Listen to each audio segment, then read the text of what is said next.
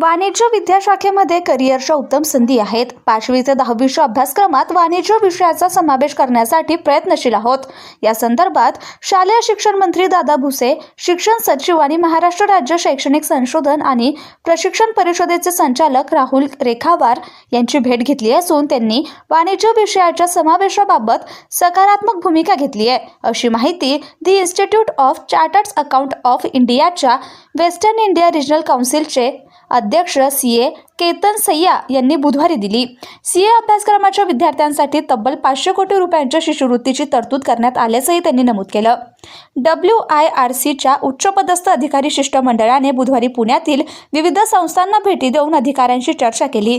त्यानंतर ICAIच्या बिबवेवाडी येथील पुणे शाखेत संस्थेच्या वतीने सीए सभासद आणि विद्यार्थ्यांकरिता राबवण्यात येणाऱ्या उपक्रमांबाबत पत्रकारांशी संवाद साधला. सीए इंस्टीट्यूट ने एक 500 करोड़ का स्कॉलरशिप फंड सेटअप किया है। इस फंड के अंतर्गत हम जो नीडी बच्चे हैं जिनकी फैमिली इनकम 5 लाख से कम है, ऐसे बच्चे को मंथली स्कॉलरशिप देंगे। इस स्कॉलरशिप फाउंडेशन लेवल पे 1500 रुपये पर मंथ होगी, इंटर सीए लेवल पर 2000 पर मंथ होगी और फाइनल सीए लेवल पर 2500 पर मंथ होगी।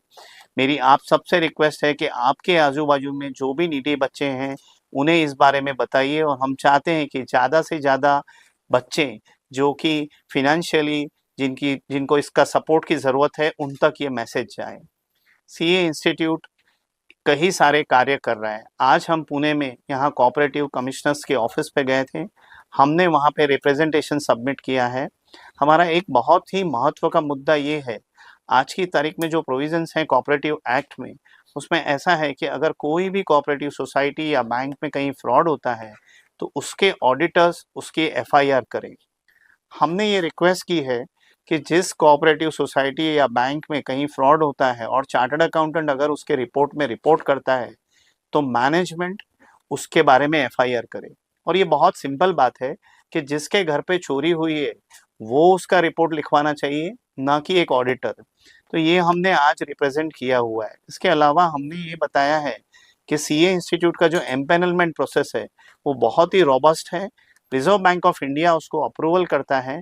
ये जो एम्पेनलमेंट किए हुए चार्टर्ड अकाउंटेंट्स हैं उनकी नियुक्ति एज ए ऑडिटर इंडिपेंडेंटली होनी चाहिए, ऐसा हमने एक सुझाव दिया गया है।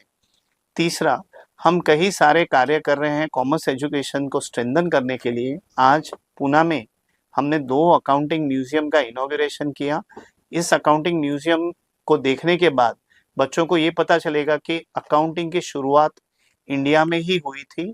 इंडिया ही वो देश है जिन्होंने अकाउंटिंग ढूंढा हुआ था। हम 1 महीना पहले दादा साहेब भुसे जो कि अपने ऑनरेबल स्टेट एजुकेशन मिनिस्टर हैं उनको मिले थे, और आज हम राहुल रेखाकर यहाँ पर जो IAS हैं एजुकेशन डिपार्टमेंट के, उन सर को मिले थे।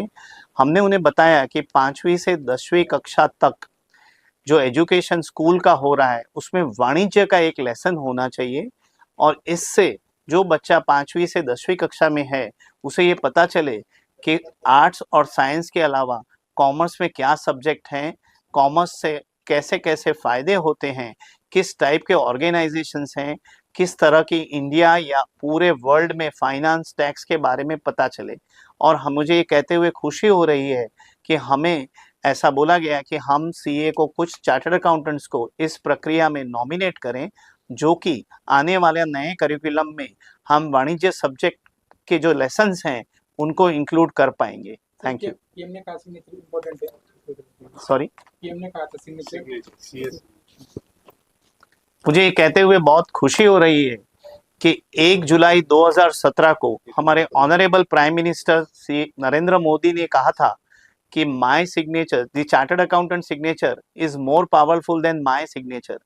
कश्मीर से कन्याकुमारी तक, कच्छ से कलकत्ता तक एक चार्टर्ड अकाउंटेंट की सिग्नेचर चलती है, और वो खुद उन्होंने एक पब्लिक मीटिंग में कहा था कि CA signatures are more powerful than prime